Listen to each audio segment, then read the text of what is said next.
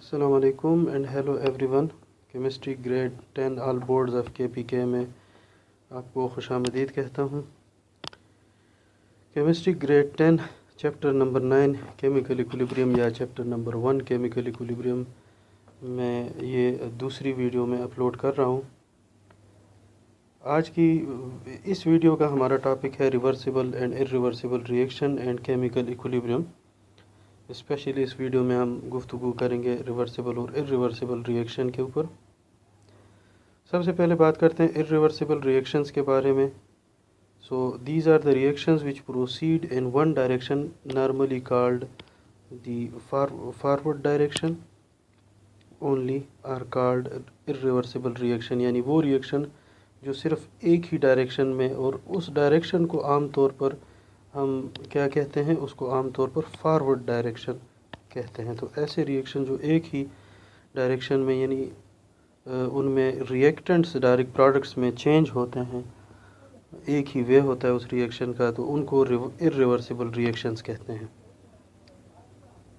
Example के तौर पर हम इसकी एग्जांपल लेते हैं। मिसाल के तौर पर नाइट्रिक ऑक्साइड को जब ऑक्सीजन के साथ उसका रिएक्शन किया जाता है तो ये ऑक्सीजन के साथ रिएक्शन करके नाइट्रोजन डाइऑक्साइड बनाता है, और ये नाइट्रोजन डाइऑक्साइड दोबारा डीकम्पोज नहीं होता है। इसीलिए ये एक इर्रिवर्सिबल रिएक्शन की एक एग्जांपल है। दूसरी एग्जांपल हम ले सकते हैं कैल्शियम कार्बोनेट, जिसको चूने का पत्थर भी कहते हैं या लाइमस्टोन भी कहते हैं। जब उसको हीट दी जाती है तो ये लाइमस्टोन दो कंपाउंड्स यानी कैल्शियम ऑक्साइड और कार्बन डाइऑक्साइड में इसकी ये टूट जाता है, ब्रेकिंग हो जाती है इसकी। सो ये दोनों एग्जांपल्स हैं किस चीज़ की, दीज रिएक्शंस आर ये इर्रिवर्सिबल रिएक्शन की एग्जांपल हैं। These reactions are represented by an arrow from reactants to products. यहाँ आप देख सकते हैं ये एरो, ये हमें ये रिएक्शंस दिखा रहे हैं कि ये एक ही डायरेक्शन में, यानी फ्रॉम रिएक्टेंट्स टू प्रोडक्ट्स की तरफ जा रहे हैं। दूसरी किस्म की रिएक्शंस हम आते हैं रिवर्सिबल रिएक्शंस के बारे में। इनको हम डिफ़ाइन कैसे करते हैं कि reactions that proceed in forward as well as reverse, जिसको बैकवर्ड भी कहते हैं direction, are called reversible reactions. To understand reversible reaction, consider the following reaction given in an example.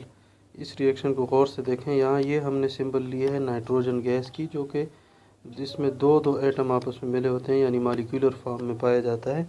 Nitrogen gas और हाइड्रोजन गैस का आपस में जब reaction कराया जाता है तो एक कंपाउंड बनता है जिसको अमोनिया कहते हैं, और जिसका फार्मूला है NH3, और ये भी गैसियस फॉर्म में, ये this G is for gaseous form.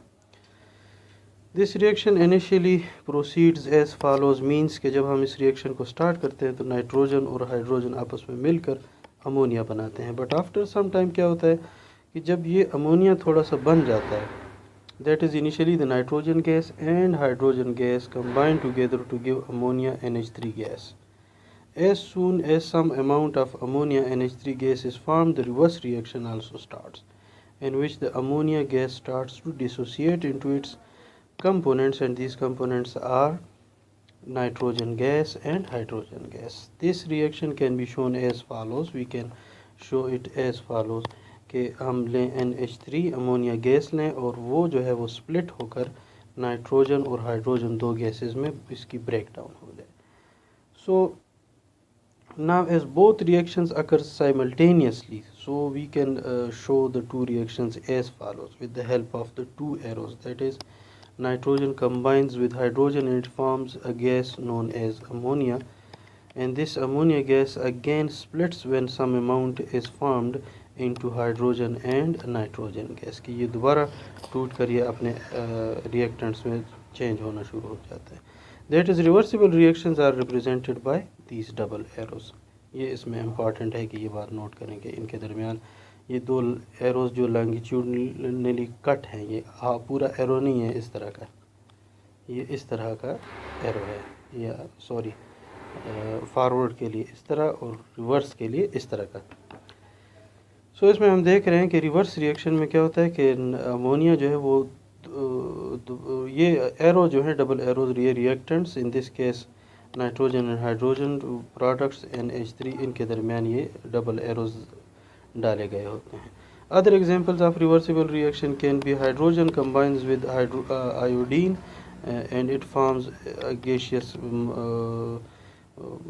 molecule hydrogen iodide, but when some amount of hydrogen iodide is formed, it again splits into its components, that is iodine and hydrogen. Similarly, another example of reversible reaction can be sulfur dioxide. When reacts with oxygen it forms sulfur trioxide, but sulfur trioxide at the same time when it is produced begins to split into oxygen and sulfur dioxide, that is its components.